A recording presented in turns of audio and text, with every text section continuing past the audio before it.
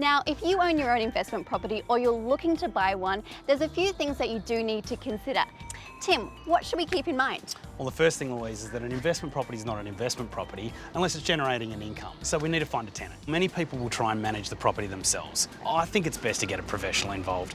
I mean, the Residential Tenancies Act can be quite complex. You want to make sure you're going to be abiding by that. And let's face it, do you really want to be collecting your own rent? How do we look for a good property manager? Well, first of all, we've got to make sure that we're going to get someone that's got the relevant qualifications. Everywhere in Australia, property managers are required to be licensed. So you've got to make sure they've got their license. And then you also want to find out that they've got the experience that's required when it comes to being able to look after a property well. Another question that I think is really important is how many properties are they actually looking after and managing at the moment? You want to make sure that a property manager's got enough time to be able to dedicate to your property.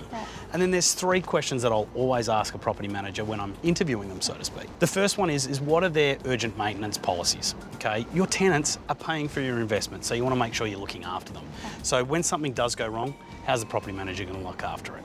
The other thing that I'll be finding out about is the advertising and marketing. If it is going to be vacant, you want to make sure you're going to be getting tenants very quickly. So how do they go about putting it to market? And then the third thing that we want to be finding out is how do they make sure that they're going to secure good quality tenants?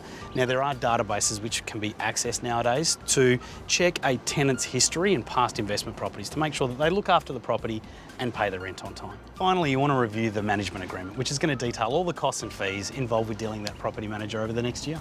Wow, thanks so much, Tim. I've definitely learnt so much today and I feel more confident in buying my own investment property. And if you'd like to check out more information, head to infinitewealth.com.au.